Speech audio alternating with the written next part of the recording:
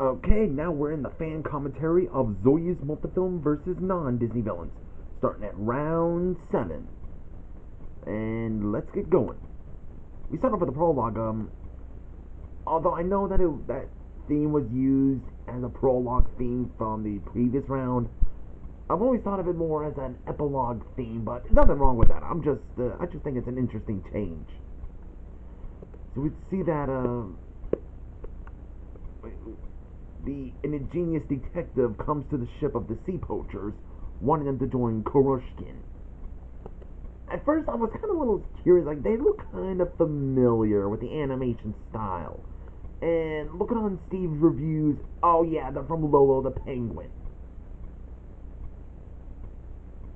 Yeah, now I remember. They're from Lolo the Penguin. They weren't a bit familiar to me at first, but after checking that out, okay, yeah, they are from Lolo the Penguin. They're just basically poachers.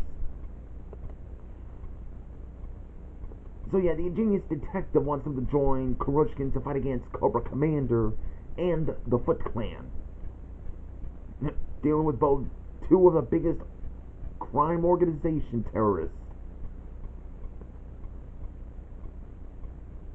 Well, technically Cobra is more of a terrorist group that's named after a cobra snake, and the Foot Clan is like a clan of ninjas. So the sea poacher captain orders his men to, like, gather your weapons, we're going to war against them. And then we see Cobra Commander has learned that the sea poachers has joined Kuroshkin. Hold on.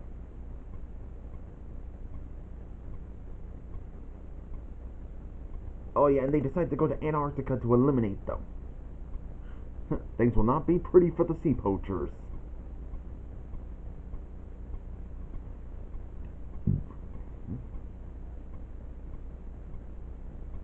One thing that's found interesting, you just ended off with Shredder going like this. The way you like a pause and then it turns into like a page. That's something you don't see in Villains Wars, but that's an interesting way to go for that.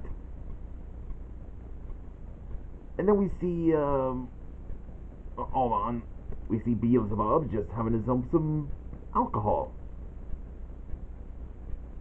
Look. Okay, never mind. I kind of realized it just got all the way down to his throat. Like, so, a little weird for me, even by the standards. So hold on. Okay, so V realizes that they don't have enough forces to, hold on, that their forces are not enough to defeat the Demon King, and decide to go to another realm just to find some more allies. But of course, they might end up finding enemies instead. Well, they might get allies, and then they might make some enemies. Well, I guess Beelzebub is just all, hey pal, let me open that portal for you. It looks like that animation style of the portal from Mighty Max.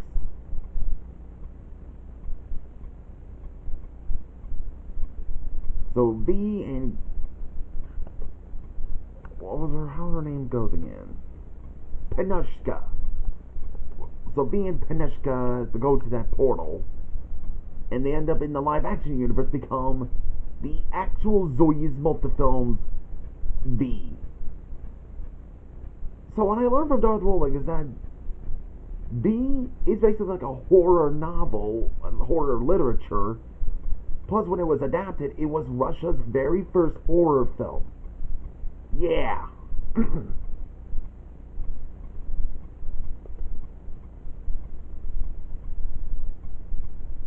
Yeah, now you guys get to see what they actually look like in the Soyuzmultfilm. This is how they kind of look in the live action film. Also, I think I looked up, the animated V was actually also a Ukrainian film. Yeah, I think I mentioned that before.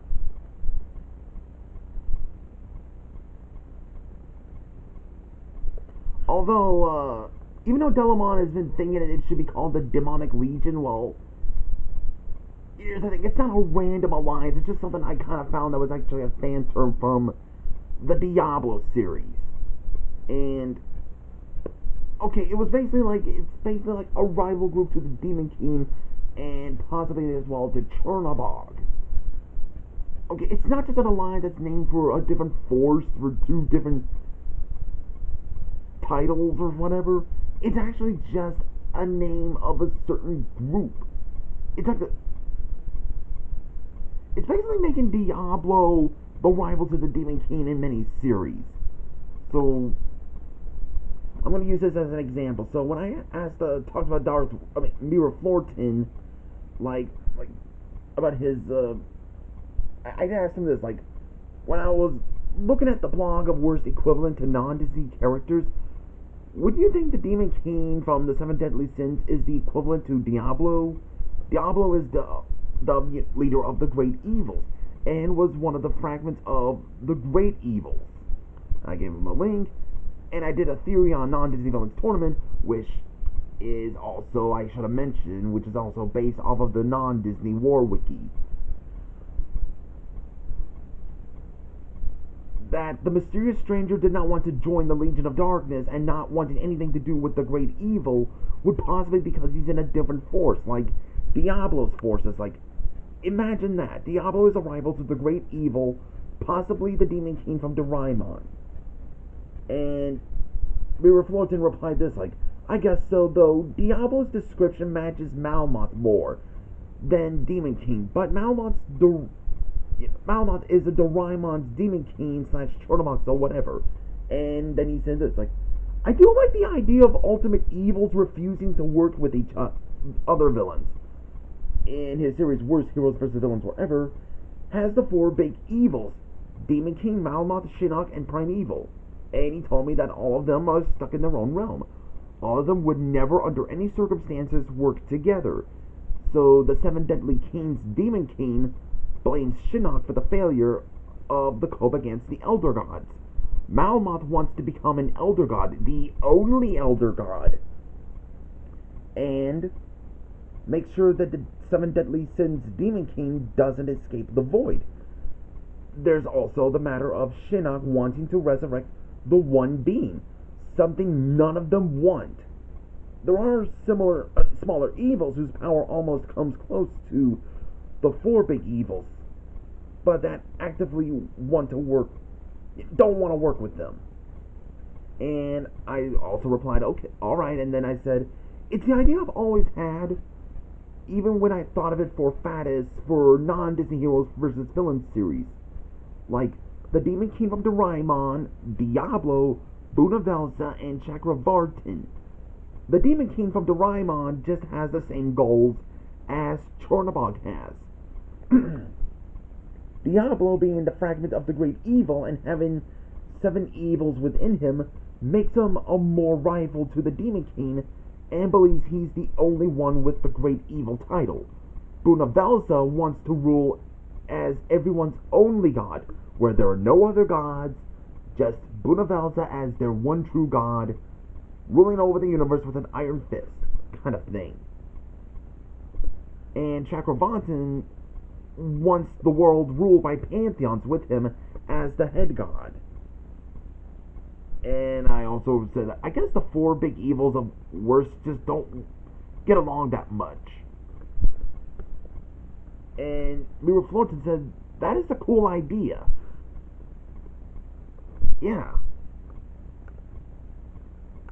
So just thought I'd point out that because use that as an example of that. And also, I hope we do get to see Diablo working with V, since they both have similar rivals to the Demon King. Okay, and then we see Pitch Black introduces his forces to his sister, which is interesting, and that's Eris. And they also meet Mach and Shang Tsung. And it's an interesting idea having him being Eris's brother. I mean, wouldn't that make him an Oneiroi? If you guys don't know, the Oneiroi, They're basically the dream gods. Hold on. A little thirst. I think it was like before there were like the Titans and the gods. There were the Oneiroi. They were basically dream entities. There was like Phobodor, who was like a god of nightmares. Then there's Phantasos, who was like the fantasy being. And we got Morpheus, we all know is the god of dreams, but he's also like the messenger of the dreams to any royalty monarchies or to any chosen heroes. They are the sons of Nyx, the goddess of night, and Erebus, the god of night, the god of darkness, I mean. So wouldn't that make him an Oneiroi, since he's like, and that would make him the god of nightmares? I'm just saying. I'll leave the link down below so you guys might know about the Oneiroi. Multiples of them.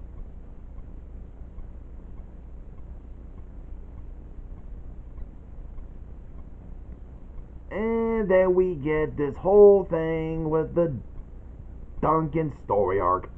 So we see Duncan is still worrying about anything would happen to Bra. And then Bra's parents showed up. Okay, his reaction is like, oh crap, the parents are here.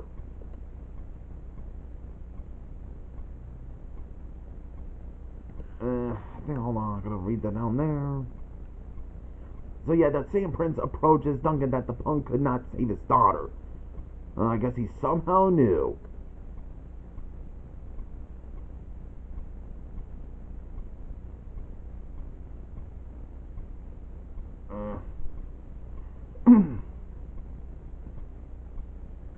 Wait, maybe I missed something. Okay, he does somehow know.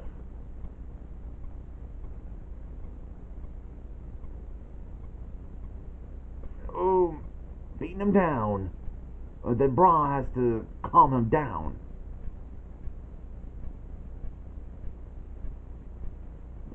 And Nagito has to calm both of them down. If they both want to save Bra.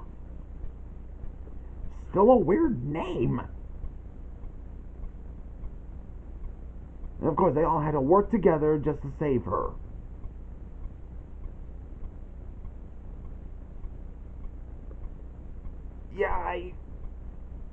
I know, it's kind of a mediocre story arc of the whole thing.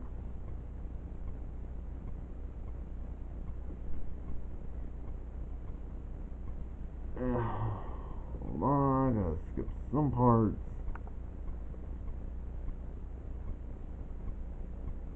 Although, yeah, if you guys remember the whole things about the blogs between Miro's rant about the Duncan thing, and then Zarvio ranted about his blog, and just being a big issue out of it. And yeah, when I was doing like the ideas for the non-Disney versus worst villains, he did made his own Duncan versus Amon rematch, which he said it was all more satisfying to him. But actually, the other idea I had for Amon was him fighting against like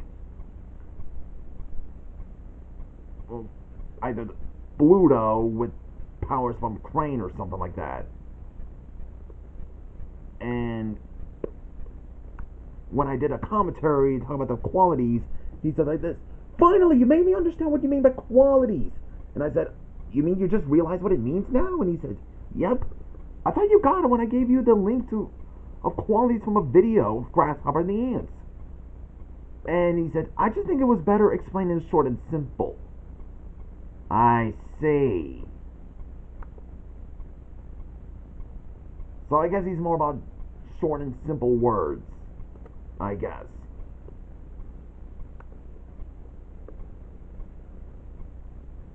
It was one of the qualities when I was talking about Frollo's personality. His qualities. I didn't think I'd make it too long, so didn't think I talked too much, so we're getting close to the end, so see you guys in the next part of this commentary.